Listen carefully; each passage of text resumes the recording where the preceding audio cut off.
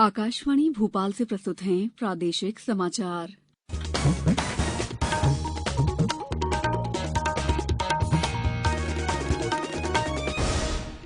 नमस्कार, समाचारों के साथ मैं दीपा सिंह। पहले 1 अप्रैल देश भर में 18 साल से अधिक आयु के सभी लोगों के लिए सरकारी केंद्रों में निःशुल्क टीकाकरण अभियान चलाया जा रहा है। आपसे अपील है कि कोविड रोधी टीका जरूर लगवाएं। कोरोना महामारी के प्रति कोई भी लापरवाही न बरतें। जब तक आवश्यक न हो घर से बाहर न निकलें और इन आसान उपायों का पालन करें।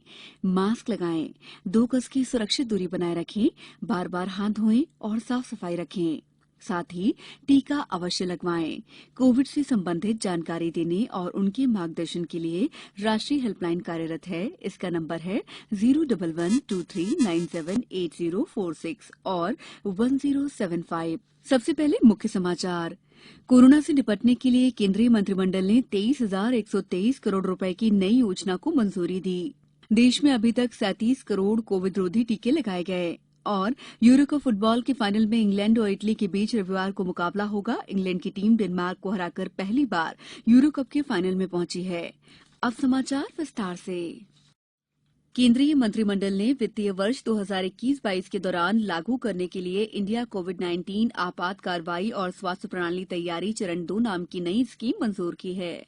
कल शाम नई दिल्ली में कैबिनेट बैठक के बाद केंद्रीय स्वास्थ्य मंत्री मनसुख मंडाविया ने बताया कि इस स्कीम का लक्ष्य स्वास्थ्य प्रणाली में तेजी लाना है ताकि उसे वायरस का शीघ्र पता लगाने, उसका फैलाव रोकने और उस पर नियंत्रण करने के लिए तत्काल उपाय करने में सक्षम बनाया जा सके।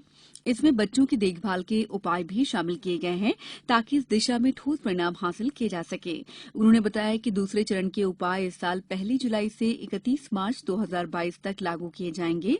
इस कार्यक्रम में केंद्र और राज्यों की हिस्सेदारी होगी। उन्होंने बताया कि इस परियोजना में केंद्र की हिस्सेदारी 15,000 करोड़ रुपए और राज्यों की हिस्सेदारी 8,123 करोड़ रुपए होगी। कोविड पैकेज के बारे में प्रधानमंत्री नरेंद्र मोदी ने ट्वीट में कहा है कि इस पैकेज से देश के सभी जिलों में बाल चिकित्सा इकाई से लेकर आईसीयू बेड, ऑक्सीजन भंडारण, एम्बुलेंस और दवाओं जैसी आवश्यक वस्तुओं की व्यवस्था की जाएगी। देश में अब तक लगभग 37 करोड़ कोविड रोधी टीके लगाए जा चुके हैं। स्वास्थ्य मंत्रालय ने बताया कि कल 36,08,000 से अधिक टीके लगाए गए। टीकाकरण का नया चरण 21 जून से जारी है। मंत्रालय ने बताया कि कल 18 से 44 वर्ष के आयु वर्ग के 17,93,000 लोगों को वैक्सीन की पहली डोज और 1,71,000 लोगों को दूसरी डोज दी गई। टीकाकरण अभियान का तीसरा चरण आरंभ होने के बाद 37 राज्यों और केंद्र शासित प्रदेशों में 18 से 44 वर्ष के आयु वर्ग के 10 करोड़ 82 लाख से अधिक लोगों ने वैक्सीन की पहली डोज ले ली है और 23,70,000 से अधिक को कोविड रोधी दूसरी डोज दी जा चुकी है।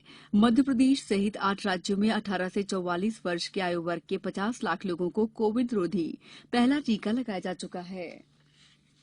टोक्यो ओलंपिक के शुरू होने में अब कुछ ही समय बचा हुआ है। ऐसे में धीरे धीरे कई देशों से खिलाड़ी वहां पहुंचने लगे हैं। भारत की ओर से सबसे पहले निशानेबाजी दल टोक्यो ओलंपिक के लिए रवाना होगा। भारत की ओर से इस बार 15 निशानेबाज ओलंपिक में उतरने वाले हैं। ये अब तक का भारत का सबसे बड़ा निशानेबाजी दल है। क्रोएशिया में प्रतिस्पर्धा और अभ्यास दौरे के आखिरी चरण में पहुंचा भारतीय निशानेबाजी दल 16 जुलाई को जगरेब से टोक्यो के लिए रवाना होगा और अगले दिन ओलंपिक के मेजबान शहर में पहुंचेगा। टोक्यो में निशानेबाज और सहयोगी स्टाफ 3 से 4 दिन क्वारंटीन में रहेंगे। समाचारों में वक्त है ब्रेक का। ब्रेक के बाद समाचारों में आपका एक बार फिर स्वागत है। फुटबॉल खेल प्रेमियों के बीच विश्व कप फुटबॉल के बराबर का दर्जा रखने वाले यूरो कप फुटबॉल के फाइनल में इटली और इंग्लैंड का मुकाबला होगा। फाइनल मैच रविवार को खेला जाएगा। इंग्लैंड ने दूसरे सेमीफाइनल में अतिरिक्त समय में डेनमार्क को 2-1 से हराकर फाइनल में जगह बनाई।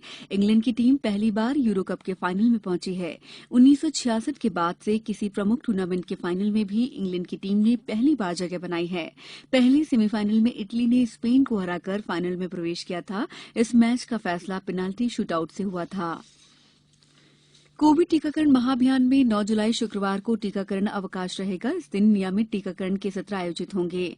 कोविड टीकाकरण महाअभियान 10 जुलाई को प्रदेश के 27 जिलों में संचालित होगा और शेष 24 जिलों में कोविड टीकाकरण के कोल्ड चेन उपकरणों के रखरखाव का कार्य किया जाएगा। संचालक डॉक्टर संतोष शुक्ला ने बताया है कि 10 जुलाई को जिन 27 जिलों में कोविड टीकाकरण किया जाएगा, टीकाकरण महाअभियान के तहत कल 8 जुलाई को शाम 5 बजे तक 6,24,961 लोगों ने कोरोना वैक्सीन लगवाई।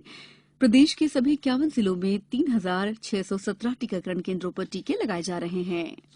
राष्ट्रीय विधिक सेवा प्राधिकरण और राज्य विधिक सेवा प्राधिकरण के अनुसार रेरा प्राधिकरण में 10 जुलाई को सुबह 11 बजे नेशनल लोक अदालत आयोजित की जा रही है। रेरा प्राधिकरण में शिकायत, न्याय निर्णायक अधिकारी के प्रकरण और निष्पादन अधिकारी के यहां के प्रकरणों का आपसी राजीनामा के आधार पर निराकरण किया जाएगा। मोती से चमकेगी किसानों की किस्मत। छिंदवाड़ा जिले की गिनती सब्जी उत्पादक के तौर पर अग्रणी जिलों में होती है, लेकिन अब जिले को एक नई पहचान मिलने वाली है। जिले के किसान अब मोती की खेती कर अपनी तकदीर संवार सकेंगे। दरअसल प्रदेश में मोती की खेती के लिए मध्य प्रदेश में इकलौते छिंदवाड़ा जिले को इसके लिए चुना गया है, जिसके तहत कृषि विज्ञान केंद्र में पायलट प्रोजेक्ट शुरू किया गया है। अब छिंदवाड़ा के किसान मोती की खेती करके सिर्फ देश में ही नहीं विदेश में भी इसे पहुंचाएंगे। मोती की खेती करने के लिए किसानों को सब्सिडी रेट पर बीज उपलब्ध कराए जाएंगे।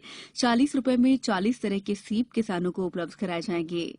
फिर यही मोती क्वालिटी के हिसाब से 100 रुपए से लेकर 1500 रुपए तक सिर्फ भारत ही नहीं विदेशों में भी सप्लाई होगी। अब कुछ समाचार संक्षेप में। मध्य प्रदेश के नवनियुक्त राज्यपाल श्री मंगूभाई छगनभाई पटेल ने कल राजभवन में मध्य प्रदेश के राज्यपाल का कार्यभार ग्रहण किया। प्रदेश के उच्च न्यायालय के मुख्य न्यायाधीश मोहम्मद रफीक ने उन्हें राज्यपाल पद की शपथ दिलाई। धार जिले के ग्राम जीराबाद को ठप्पा तहसील घोषित किए जाने का आदेश कलेक्टर आलोक कुमार सिंह ने दिया है। यह आदेश मध्य प्रदेश शासन राजस्व विभाग भोपाल के निर्देशों के परिप्रेक्ष्य में दिया गया। खंडवा के भवानी माता रोड स्थित प्राचीन शनि मंदिर में 10 जुलाई शनि अमावस्या धार्मिक उल्लास के साथ मनाई जाएगी। डिंडौरी कलेक्टर रत्नाकर झा ने कहा है कि सीएम हेल्पलाइन के प्रकरणों का निराकरण सर्वोच्च प्राथमिकता के साथ किया जाए।